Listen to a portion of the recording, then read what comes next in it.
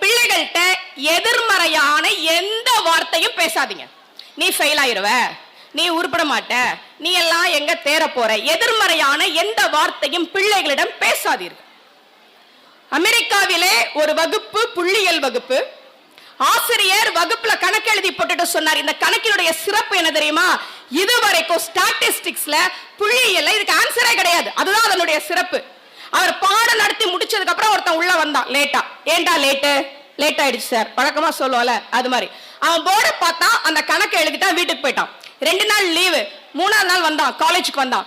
வந்த உடனே ஹோம்ஒர்க் நோட்டை கொண்டு போய் நீட்டினான். என்னடான்னு கேட்டாரு. சார் நீங்க போர்டுல கணக்கு எழுதி போட்டிருந்தீங்களா, அது நான் ஹோம்ஒர்க் முடிச்சிட்டேன்.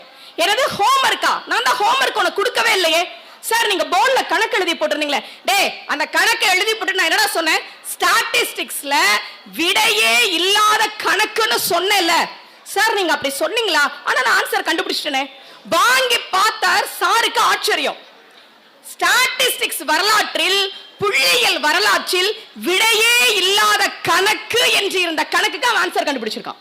அவனுடைய பெயர் புள்ளியியலின் தந்தை என்று போற்றப்படுகிற ஜார்ஜ் பெர்னட் டாஸ்விக். சார் கேட்கிறார், எப்படிடா கண்டுபிடிச்ச? அந்த மாணவன் சொன்னான், சார் நான் ஏன் ஆன்சர் கண்டுபிடிச்சேன் தெரியுமா, சொல்லுடா. இந்த கணக்குக்கு விடையே கிடையாது, விடையே கண்டுபிடிக்க முடியாது என்று நீங்கள் சொன்ன போது நான் வகுப்பில் இல்லை, அதனால் என்னால் விடையை கண்டுபிடிக்க முடிந்தது என்று அந்த மாணவன் சொன்னான்.